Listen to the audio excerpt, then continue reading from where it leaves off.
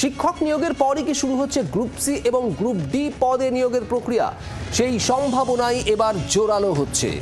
রাজ্য মন্ত্রিসভায় পাশ হয়ে গেল অশিক্ষক কর্মী পদে নিয়োগের নতুন নিয়ম প্রণয়ন। তাহলে কি শিক্ষক নিয়োগের প্রক্রিয়ার পরে শুরু হবে গ্রুপ সি গ্রুপ ডি নিয়োগের প্রক্রিয়া? সে বিষয়ে এর আগে আশ্বাস দিয়েছেন মুখ্যমন্ত্রী মমতা বন্দ্যোপাধ্যায়ও।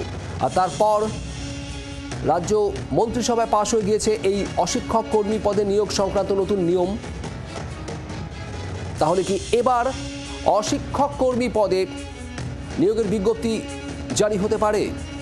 গ্রুপ সি এবং গ্রুপ ডি পদের নিয়োগ প্রক্রিয়াকে খুব শীঘ্রই তা নিয়ে জল্পনা শুরু হয়েছে।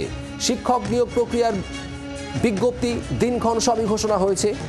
আর এই শিক্ষক নিয়োগের পরেই কি শুরু হবে গ্রুপ সি গ্রুপ ডি পদে নিয়োগের প্রক্রিয়া?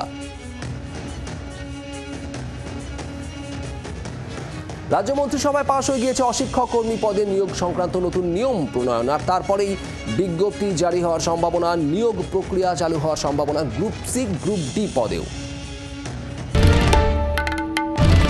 বাংলার আওয়াজ, বাঙালির আবেগ, জি 24 ঘন্টা।